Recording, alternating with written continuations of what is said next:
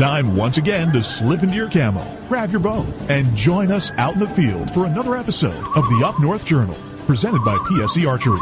The Up North Journal crew is knocked and ready to rock for another exciting adventure, so let's step outside and hit the trail. This episode is brought to you by PSE Archery, Black Eagle Arrows, Cabela's, Antler Action, Spot Shooter Archery, Tom's Custom Turkey Calls, Family Traditions Tree Stands, Badass Slingshots, and Mossy Oak. Welcome back to another episode of the Up North Journal Podcast, everybody. Sitting back in the cabin. What's going on, Dan? It's middle of July. Are you hot? Actually, no. No, it's kind of cool this weekend, wasn't Yeah, it was kind of nice. Just got back from vacation. Are you rested? Dude, I wish I didn't come back. Is your batteries recharged? Yeah, kind of. Are you fired up to go back up north and do some more work on the blinds and everything, get ready for hunting? Absolutely. Absolutely. Let's just skip going back to work and go back to Amen, brother. hunting. I just rolled back into town myself. You know, I spent 2 days up north, actually 2.5, and same thing, worked on the property. And isn't there something about up north that just captures the soul and Quiet. just pulls you out of what's going on around you? Quiet, no people. Absolutely. Absolutely. Yeah, no, it was a beautiful week up in the UP, and I think the hottest it got was 85, and the lowest was in the low 40s one morning. Awesome. So, yeah, it was a good week up there. Very good. Very good. Well, I'm glad you're back. I'm glad you're in the chair. I'm glad you're back, too. You know, have you listened to the minicast yet? No, I have not listened to the minicast. You might want to listen to one of those. And I'm not going to say anything. I will keep my composure. Well, after what you did to Dusty over there at Big Buck Registry, you know, I got a call. And Jay wanted me to sit in for Dusty as well, so, you know. I see how you and Jay work together. Yeah. You just throw me and Dusty under the bus at all times. Well, you weren't here, so I needed help, and I had him on the show. Just for a minicast. I'll talk with Dusty about this. Don't worry, we'll come up with something. All right, you guys do that. We will. So, but no, I'm glad you're back. I'm glad you're in the chair. Glad you're ready to rock tonight. I'm ready to rock and roll. We got some things we need to cover, get done, start Yeah. the second half of the year off. You know what? I think it's time to talk a little bit about some movies. What do you think? Some summertime movies? Movies are always good. Yeah. Well, I'll tell you what. I'm going to let you hang on that for just a second. Let's take our first break, come back, because we got a special guest in studio tonight, or not in studio, on the phone via Skype, and we're going to talk about summertime movies. Sounds good. All right, we'll be right back after this. I shoot PSE because I like one pin to 40 yards. I shoot PSE for the perfect combination of feel and performance. I shoot PSE because you can shoot lighter poundage and increase arrow speed. I shoot PSE for the fastest bows on the planet. I shoot PSE because my livelihood depends on my bow. I shoot PSE because better engineering makes a better bow. I shoot PSE. I shoot PSE. I shoot PSE. I shoot PSE. Experience PSE. Experience performance. We know the future of hunting depends on our nation's youth. But did you know that in many states, it's illegal for you to take your son or daughter hunting until the age of 12 or even older? As a result, we have fewer young hunters, and the Families Afield program is designed to eliminate those barriers. Hunting is safe, and the safest hunters afield are young people with adult mentors. Visit our website at familiesafield.org to find out how you can bring more families afield.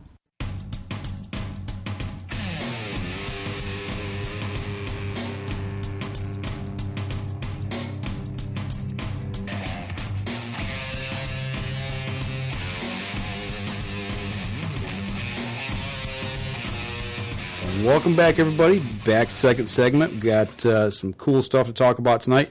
You know, I said movies, Dan. Summertime movies. You know, people go to the drive-in, see movies in the summer, you know, get their sweetheart, and they go to the show, get some popcorn. Go to the drive-in. But we're not talking about that. No? No. We're talking about... Is there any drive-ins left anymore? Yeah, we got one here in town, actually.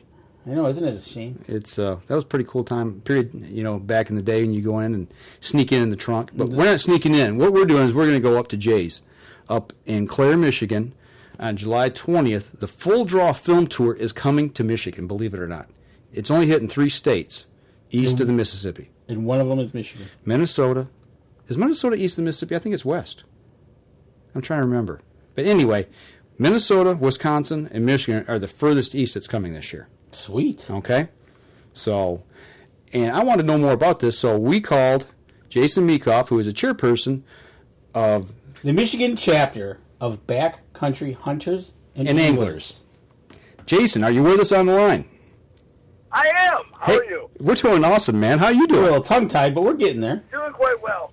It's a little warm today, but not bad. Well, you know, you and I have been talking back and forth on Facebook for probably a month now.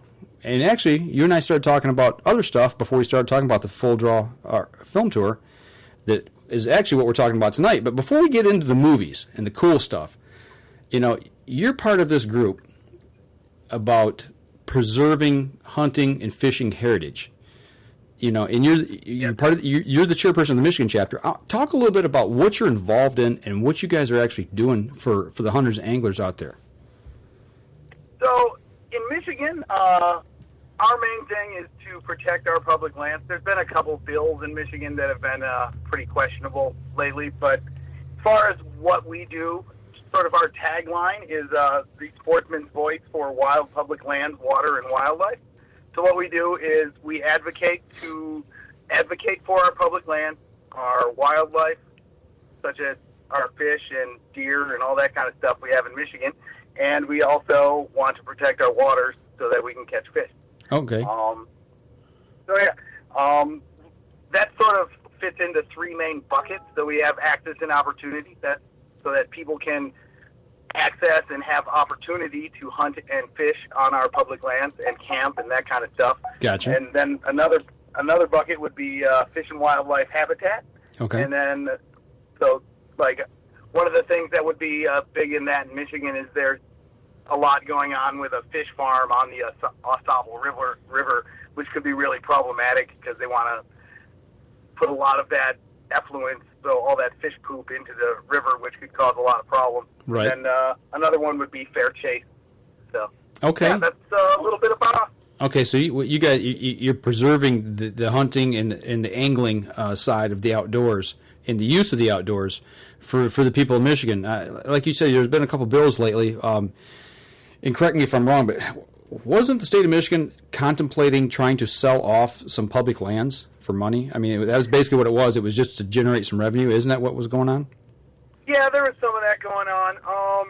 Every year the state does have a surplus land sale. A lot of that is tax-reverted land, much of which is not very useful for hunters and anglers in general. So, you know, some of those sales aren't bad, but the problem is right now Michigan has a land cap that passed in 2012, so that sort of ties the hands of the DNR when it comes to acquiring more land, and a lot of the land that might be, you know, marginal but still accessible for hunters and anglers pretty much has to be sold because they have to save the little bit of land they have that they could buy in available acreage. They have to save it for, you know, better pieces of property, so it sort of ties the hands of the DNR. Gotcha. Yeah, because they're up against a little bit about that. Up against the cap, so to speak. Yeah, exactly. Okay, all right. Now you're talking about the wildlife side of it, or the habitat.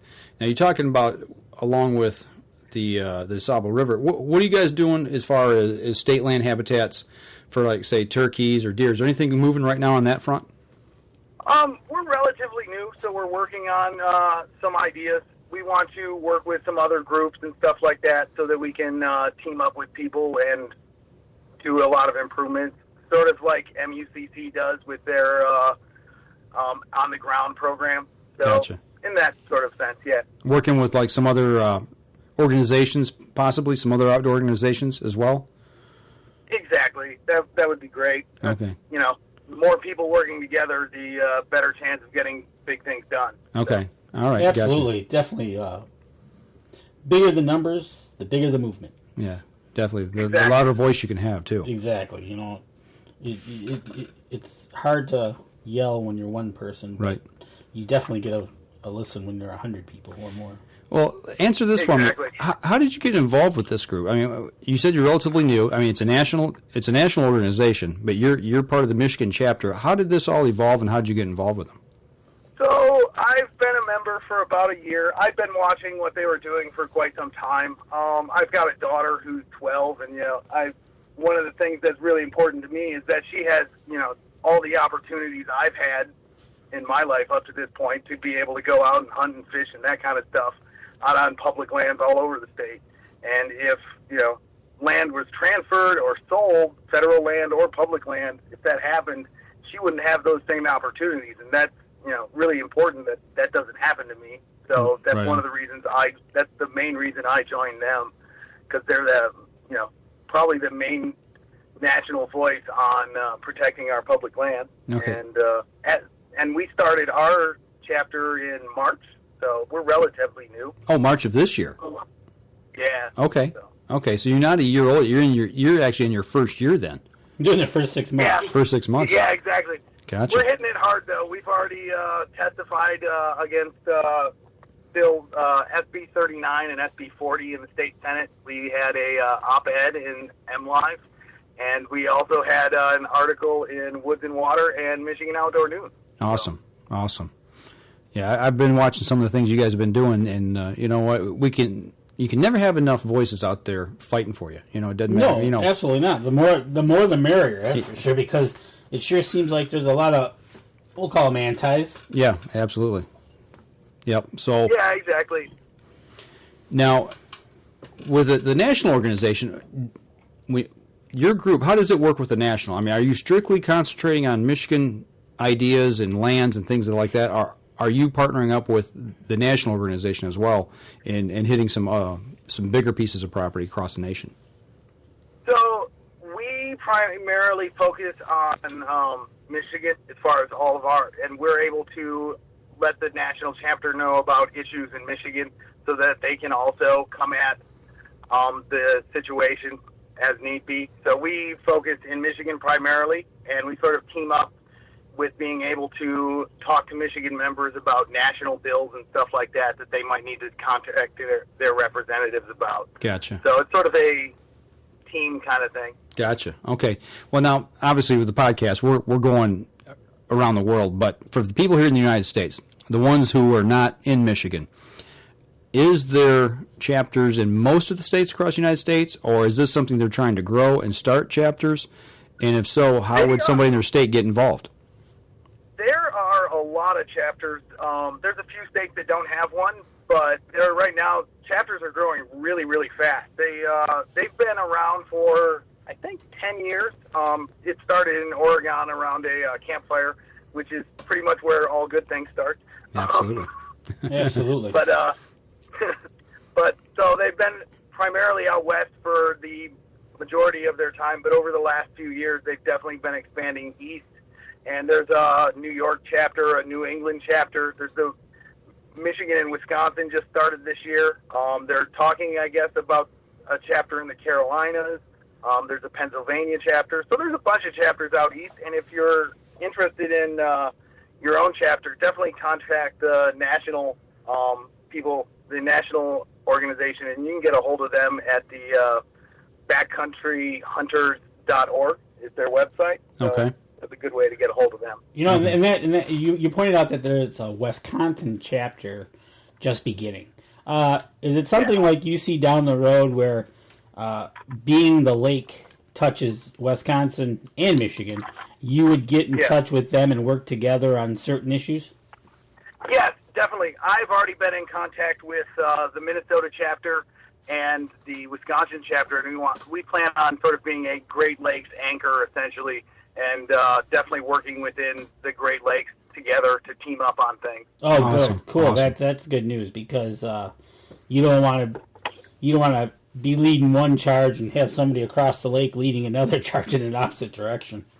Exactly. So it's really important we work together because, between Minnesota, Wisconsin, and us, we border, the majority of the Great Lakes. So. Yep, exactly. So that's kind of cool. That is really awesome. That's, you guys just being started. I mean, getting after it, you're already, like you said, you've already been in front of the people, letting them know. You've got articles written. It sounds like you're off to a really good start.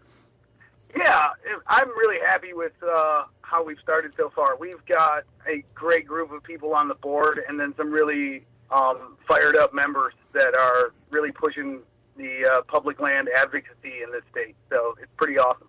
Now, if somebody here in Michigan or in a state that has a chapter already, but specifically for those people here in Michigan, other than Facebook, how can they get a hold of you?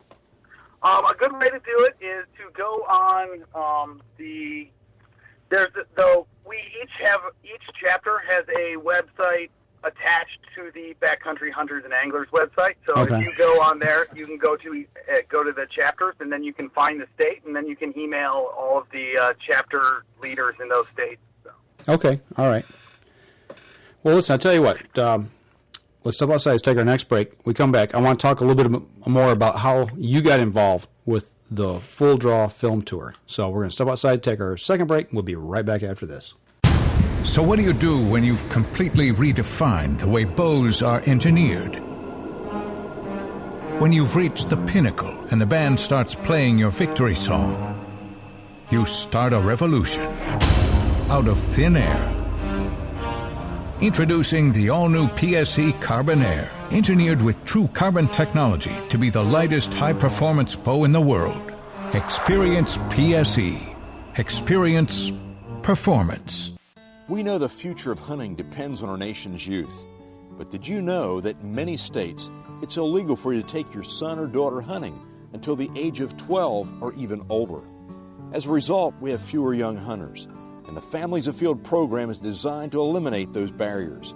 Hunting is safe, and the safest hunters afield are young people with adult mentors. Visit our website at familiesafield.org to find out how you can bring more families afield.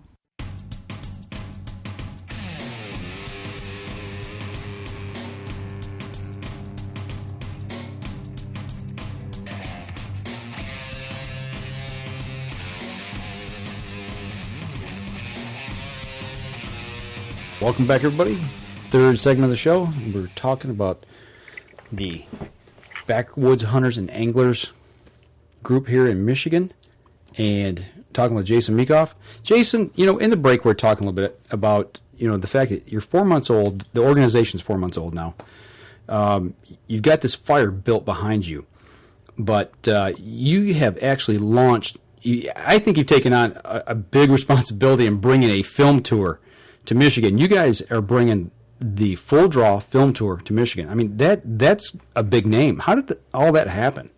Yeah, that's a pretty big deal. It's pretty awesome. So the chapter coordinator for the national chapter is Ty Stubblefield, and he's a member of Born and Raised Outdoors. Okay. And they are quite often in the Full Draw Film Tour. So he actually set this all up and worked with us to get this going. So he set it up so that it would travel out east here to these 3 states. So we're really excited because it pretty much only ever goes out west. Right on. It'll hit all the western states, but never comes out east. Right on. And it's a pretty awesome show. So we're looking forward to it. Yeah, when you and I were talking about this and you mentioned it, I was just like, no way. You're bringing this all the way to Michigan. This is just way cool. I've already got half a day scheduled off work. We've got plans. I've got the date set in stone, and we're going to be there unless something dramatic happens. I mean, we're planning on this because I think it's going to be a good time. Definitely going to be a good time. So yeah, I look forward to it. It's going to be fun. We've talked about the Badlands Film Festival that we saw at ATA. So we kind of know what to expect. But for those people who maybe are not familiar with that or maybe have not heard of the Full Draw Film Tour, explain to the people here in Michigan or the people maybe out west, because it's still continuing out west. I looked at the dates, and it's still going all the way to the end of August in different cities, of what they're going to be able to see and what to expect when they get there. So they're saying, I believe, is bow hunting films made by bow hunters for bow hunters, and it's almost all Western stuff. It's a lot of backpacking, hunting, and that kind of thing, all archery, and it's really high-quality films. So, like, Full Draw Film Tour even puts on a film class out west for people who want to start filming stuff. So they have very high expectations for their films. So the films are very big into story, which, you know, unlike a lot of hunting films where, while it's fun for a little bit to watch them just shoot a bunch of stuff, you don't have that backstory. You get a lot of that backstory in these and stuff like that, so it's a really good time. It's an actual story. It's storytelling instead of a kill flick. Right, exactly. It's story-driven hunting film. So. It tells a story as opposed to, I sat my tree stand up, I saw a big buck, I shot a big buck, and here it is. Big buck. Well, exactly. I compare them to Donnie Vincent style films. You know, for anybody who's familiar with what Donnie Vincent does, you know, it's that style of cinematography, that style of storytelling, just the whole 9 yards wrapped into one. But this event, how many films are we going to be able to see? I believe it's 5 films. Okay. There's going to be 5 different films. It's going to run from, so the doors open at 6, and then the film starts at 7 and goes till 9. Okay. So this is at the Jays in Clare. Yep, it's at the Jays in Clare. They have a facility there that we're setting up in, and that's where it's going to be. Like a conference room? No, it's going to be indoors in one of the conference rooms. Yeah, there's about, I believe the capacity is right around 160 people. So. Okay, we were trying to figure that out. I was like, okay, there must be a facility within Jays that they have to be able to do that. So that's cool. Yeah, especially during store hours. Yeah, it's going to be awesome. Now, we're super excited. What kind of turnout are you expecting for this? Oh, that's a good question. We would love to see it sell out. It is midweek, which is kind of tough for some people, but you know, it's one of those things that this does not come to this side of the country very often. So I would definitely take the time out of your day and go to it. So I would hope to see it sell out. That would be pretty awesome. You know, absolutely. When you told me the date, when you sent me that message, I went to my boss immediately. I said, "Hey, I need this day off. I need to be out of work at 5." I said, "Because I'm going to Clare, Michigan, and it's an hour and a half drive. I got to be there by 7." So, exactly. Yeah, exactly. You know, to me, it's that big a deal. I mean, yeah, you say, okay, it's a hunting film. Yeah, yada yada yada. I'm telling you guys, for anybody who hasn't seen anything like this before, you know what? Go to YouTube. There's a couple films that people submitted from years previous and put on YouTube themselves. Actually, if you go onto Facebook and go to the Michigan chapter of Backcountry Hunters and Anglers, go to their Facebook, obviously like their page, but Jason has posted the 2016 trailer for it. Right on. So you'll kind of get a glimpse. It's pretty amazing. Yeah, good stuff, man. It's I'm telling you, it's high quality videography, or I call it cinematography. It's not videography, it's cinematography because it's just that good. Yeah, it's every bit of like super high quality film production kind of films. It's not some guy with a GoPro. They use GoPros, but right on. Somewhat, but it's not just a guy with a GoPro, which is fun to see. But this is really high quality stuff. Absolutely, so. You know, and there's nothing better than being in a room of a couple hundred guys, of a couple hundred hunters, guys and gals, and you hear that enthusiasm. All of a sudden, you hear that dramatic music, and you know the shot's coming, or something's going to happen that's going to mess up the hunt. You know, you can just sense it, and then you hear everybody is like, oh, you know, or they're like, oh, yeah. And when you get a bunch of hunters doing that together, it's incredible. I mean, it makes the hair on the back of your neck stand up. You know, and it's going to be great. That's the fun of it. Like at the Badlands, we're all hunters. We're all there for the same reason. Yep. And to see, you know, it's different when you have an array of a crowd, but when the crowd is all thinking the same way, it was fun. So I'm expecting this to be just as fun. Yep, absolutely. You know, and it's going to be in our own backyard. Yep. So it sounds cool. I see Vortex is involved, so that's good. Yeah, I love me some Vortex. You know that. I know you do. Now, speaking of Vortex, what about the other sponsors? There's a lot of sponsors. So I know this is sponsored by BHA, but I know as far as stuff that's for this particular show, Vortex is going to have some stuff there. Elf's Outdoor Gear, so they're like backpacking kind of stuff group. So they have packs and sleeping bags and that kind of thing. And then Trigicon is going to be involved with this one. A lot of stuff like that. Sog Knives, White River Knives. So that sort of leads into, we're going to have some really awesome raffle prizes, by the way. Okay, cool. Come watch a movie and maybe walk away with a prize. Absolutely. Yeah, there's going to be some awesome stuff. There's going to be a Vortex scope, Trigon bow sight, so quite a few, 8-SOG knives, a couple White River knives. And those are, super high-quality custom knives. So those are pretty sweet. And then one of our board members owns Buckley's Mountainside Canoe rental in Mount Pleasant. So anybody that shows up gets a buy one, get one free canoe trip on the river. And there's also going to be some free stuff from him there as well. So there's going to be a bunch of really cool stuff. So not only for the price of admission do you get the films and get to hang out with some cool people, you got a chance to win some cool gear as well. Absolutely. Sounds like a good time. Exactly. And speaking of price, what are we talking about for ticket price? I mean, I looked online, and you can pre-order. And I don't know if there's a difference if you buy at the door versus pre-order or anything like that. Yeah, so pre-order $13 for adults, and children 12 and under get in free, and there will be tickets at the door, and they're $15 a piece. Okay. That's as long as we don't sell them all out beforehand. Right on. Okay, and if that were to happen, are you going to put something online so people maybe might not make that trip? Sell out, if it sells out beforehand, we will definitely put something online so people don't drive all the way down there and find out it was sold. Although if you do drive all the way down there, you get to go to Jay's. Oh, darn. Yeah, exactly, right? Right on. No, that's cool, man. Now you told us kind of how film or the Full Draw Film Tour came to Clare, but why did it come to Clare? I mean, how is this affiliate? I mean, I know how it's affiliated with Backcountry, but how is part of the money is going to help you guys, or how's that all working out? Yeah, so part of the money goes to the national chapter, and part of it goes to the Michigan chapter to help us with doing our things. So the national chapter will get part of it because they're putting it on with us, and we'll get part of it as well.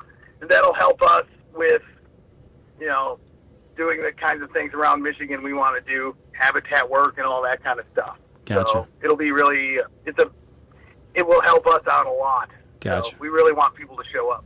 Okay. So it's not just like you're buying a ticket with a chance to win prizes, plus hang out with some cool people, but you're also giving to an organization that's fighting for you. I mean, there's more than just buying that ticket. I mean, there's a reason that you'd want to come and give that money to the organization that's going to help you in the long run, or help your kids. Yeah, exactly. You put that money, you get to do some really cool stuff, and it goes to protecting our public lands and waterways and helping us fight for hunters and anglers. So it's a win-win-win, as they would say. Winner, chicken dinner, I say. Absolutely. Very cool. You got anything else, Dan? No, I'm kind of excited about this. I got to check my calendar. You know, checking the calendar, man. You just block it out. Yeah, it's a Wednesday. So but what? We'll check it out. He works mornings. Like 6 a.m. morning. He can sleep on the way home while I'm driving back.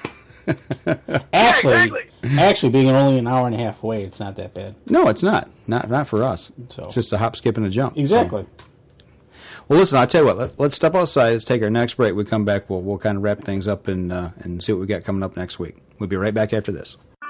The 2015 Dream Season Decree is a deadly combination of speed and precision. It's built for the moments when time stands still. When the only thing that will break the silence is an arrow slicing a clean path to the kill zone. The bow of your dreams is a nightmare for big game. This is PSE's Decree. Experience PSE. Experience performance.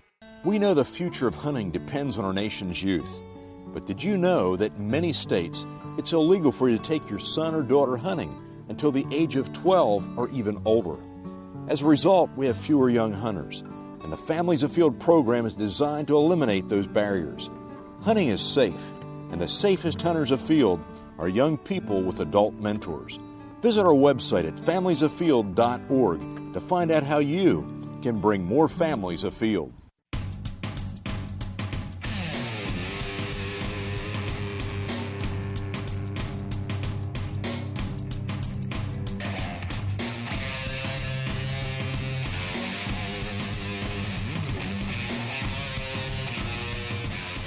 So we're back for the last segment of the show, and now we've been talking about the film festival. Yep. We've been talking about the Backcountry Hunters and Anglers and Facebook and what they're doing for the state of Michigan. And I'm checking out the Facebook. As we talk, I'm kind of getting excited for this. Are you over there spying? I'm spying, and I think somebody's holding out on us. Jason, you wouldn't be holding anything out on us, would you? Anything? I don't think so. What are you talking about, Dan? Somebody drew a tag for bear hunting this year in Michigan. Right on. Would you like to elaborate on that, young man? Because you excited? Yeah, I'm pumped. Actually, I'm super excited. So yeah, I drew a bear tag for the Berglund unit. It is the 3rd season, so I'm super excited. Super excited. How far is that from you, Dan? Isn't that am I wrong, or is that up by you? Let me check. You're hunting in the UP, am I right, Jason? Yeah, we're as far west as you can go. Okay, that's what I thought. That was the Berglund was over there. So what? That's west of me, probably. Okay, so what bear management unit are you in? I'm in Amasa. Okay, so we're talking the same general area, the western side of the Upper Peninsula. Okay. So, Dan, you just come back from up north. How are the bear up there? Well, let me tell you how Yogi Bear's doing. Mrs. Yogi Bear had 3 little ones with her. Yeah. We saw one cross the road, and she had 3 cubs with her. And as we drove by nice and slowly, she stood up on her hind legs and waved at us. And she didn't try to give you a hug, kiss? I wasn't about to stop and ask for an autograph. But we did see some. We saw those bear.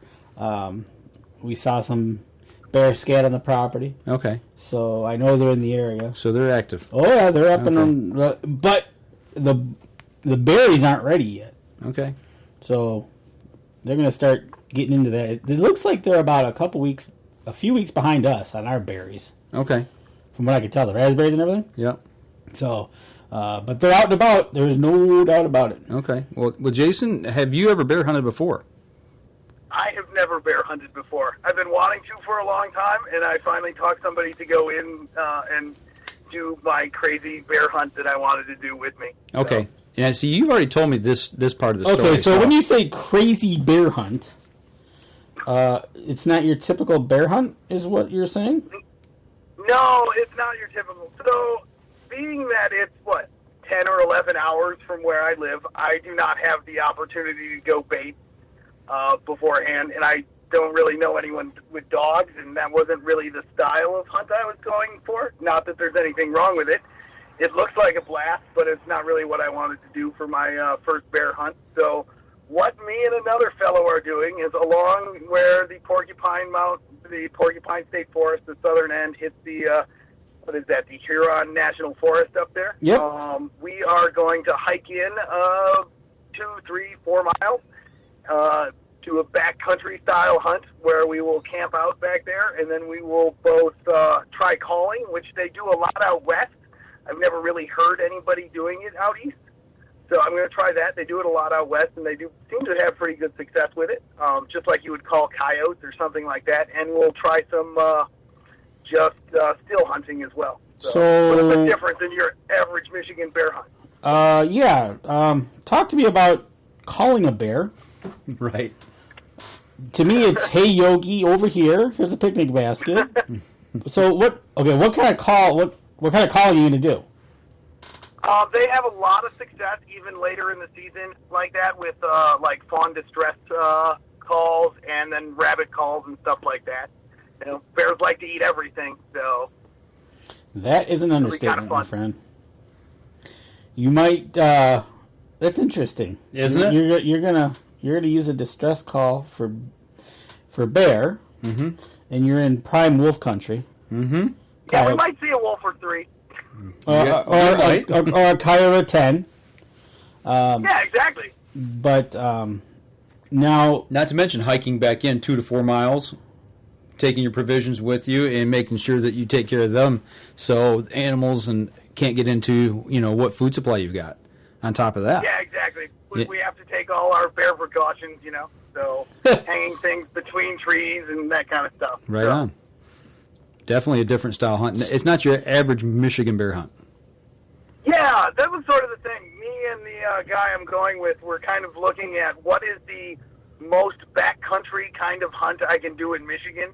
Get as far away from a road as I can get and do something that's really, like, right. as close to a Western-style hunt as you could get. And that's pretty much what we had both independently came up with doing. And then I had mentioned to him about it, and he was like, I've been thinking about doing the same thing. So he was the only one crazy enough that was thinking the same thing I was. So that's how it sort of happened. Very cool. How long do you plan on going for? We're going to be up there about a week. Okay. Now, are you thinking the beginning of your period or towards the end of your time? We because of schedules, it'll be in the middle. So it'll be you'll be towards the beginning of October. So. Oh, okay. So, hey, why don't you do a little double dip bow hunt for deer and bear? There you go. That's kind of the thought. Is we both plan on bow hunting. So if we do see a deer that's definitely in the cards, we can get one of those too. So it'll be kind of fun. So you're calling bear in, putting yourself out there as dinner with a bow. with coyotes, wolves, yeah, bobcats, yeah. We'll bring the bear spray. And the wife's got your life insurance paid up.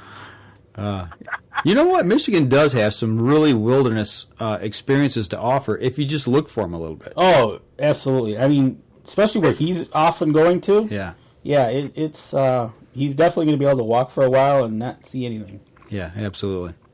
Very cool. Yeah, it's going to be a blast. I'm super excited. It's definitely not your average Michigan hunt, which is kind of exciting. You know, you don't get to do that kind of thing in Michigan very often, so I'm really looking forward to it. That is cool. That is way cool. He is an hour or more past where I go. Okay. So we're talking all the way to the far west side. Near, depending on where he's planning on setting up shop. And, and something else that you said, Jason, that just kind of blows my mind is, okay, you're hunting in the same state that you reside in, but you're talking about an 11-hour trip. Yeah, exactly, right? I mean, when I go south... You could drive to Georgia. Yeah, when I go south to Alabama, it's an 11.5-hour drive to my dad's place, Exactly. You can still be in Michigan or be way down south. Yeah, that's crazy. Isn't it crazy? Wow. Yeah, it's awesome, though. It's pretty crazy. Once you get to the UP, it's there is no freeways. It's just drive 55 and it's slow called everything down. But that's what I'm looking for. It's called US 2. Yeah, exactly. Right on. There's a lot of swamp there. Yeah. Oh, there's a lot of swampland. Yeah, that's for sure. Yeah, you'll be in the where did it go? I just jumped. Oh, okay, there it is. Oh, you'll be in the Ottawa National Forest over there. Yeah, that's what it is. Ottawa National Forest, right where the Ottawa and the Porcupine Mountain State Park is. Oh, that's where you're going. Oh, you're going over there. Oh. Way over. Yeah. Way over. Very cool. Well, make sure you take lots of pictures. We want to see lots of pictures posted. Yeah. And we got to get him back on the show to hear how it goes. Yeah, absolutely. Now, okay, so that's your bear hunting. Now you also do deer hunting as well. Yep. Big plans for the deer season coming up? I found a couple southern Michigan spots that are sort of secretive on some state land I want to try this year. Found a couple of weird little spots you have to actually canoe to get to, so I want to try those out. Very cool.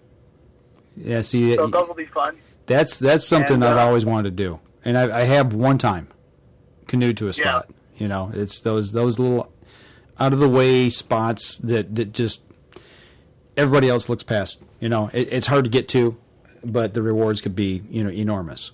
Not to mention the fact it's just cool to canoe in. Yeah, exactly. That's sort of the way I was looking at it. I was trying to find some state land spots that were, really hard to get to, that would most likely not have very many people on them. And I did some research and found a couple in the southern half of the state that'll be, not too far from my house, but still, I hiked back to one and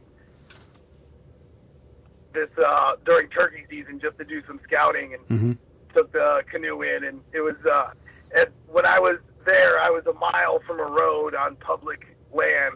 So in southern Michigan, that's really hard to do. It is. Yeah, it is. It is. And I tell you what, being that you, one of two things, you either canoed to the spot or you needed to use waders to get to the spot, Mm-hmm. you're ahead about 95% of the people that are going to hunt. Yeah, absolutely. Yeah, because they're going to go 100 yards and plunk in, you know. As soon as they hit water, they're going to be like, okay, I'm done. Yeah. Yeah, exactly. And, you know, that's one of the things. I've been doing a lot of trail running and stuff like that to get in that backpacking shape for the bear hunt. So it sort of gives me the opportunity to really be able to hike in a lot further than most people would be willing to. So. Well, we've talked about the hunt, getting to the hunt. We haven't even talked about, okay, if you are successful. Now, you and your partner both have tags, right? Yep.